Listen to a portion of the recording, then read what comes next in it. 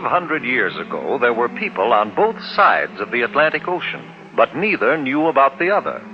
On the western side, our side, the people had reddish-brown skins and lived in huts or wigwams.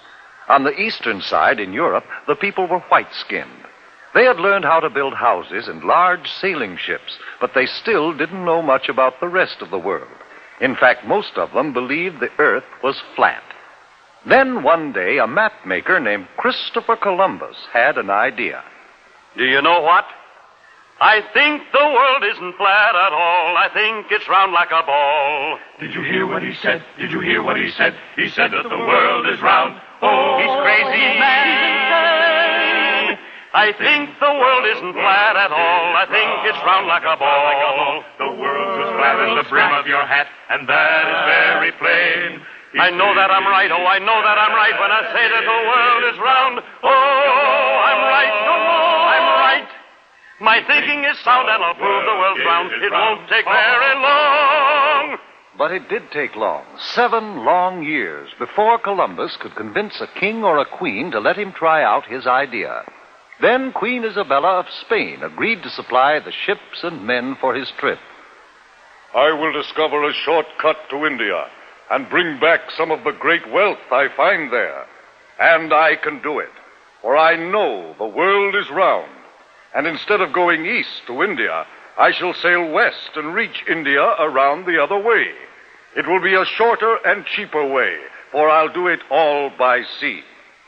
Queen Isabella provided Columbus with 3 ships, the Nina, the Pinta, and the Santa Maria. And on August 3rd, 1492, they set sail across the unknown Atlantic. High on the foaming tide, over the ocean, onward our ships will ride, onward, my sailors.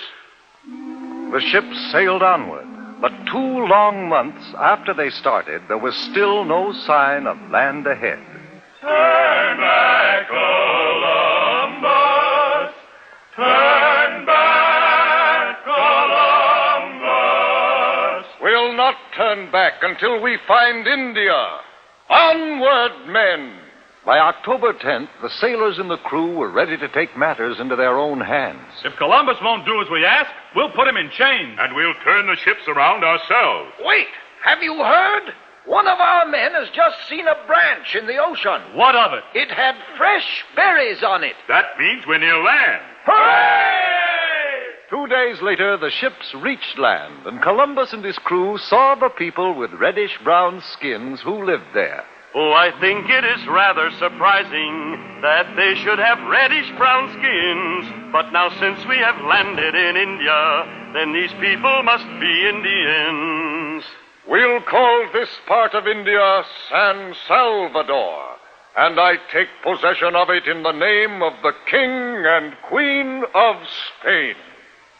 The people Columbus called Indians were very friendly, and they gave Columbus and his men many gifts, but not the rich jewels and gold for which they had come.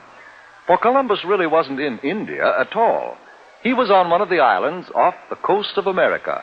But because of Columbus's mistake, the natives of America have been called Indians ever since. Columbus visited other islands near San Salvador, looking for the great wealth of India. And then he and some of his men returned to Spain. Hooray! Hooray for Admiral Christopher Columbus! Columbus had no trouble getting ships and men for his second voyage, but he still hadn't the slightest idea that he was headed for the vast continent of America, and that he would have had to cross it and sail over the Pacific Ocean before he could reach India by traveling west. The men of Europe were no longer afraid of the ocean. Columbus made 2 more voyages, and other explorers followed.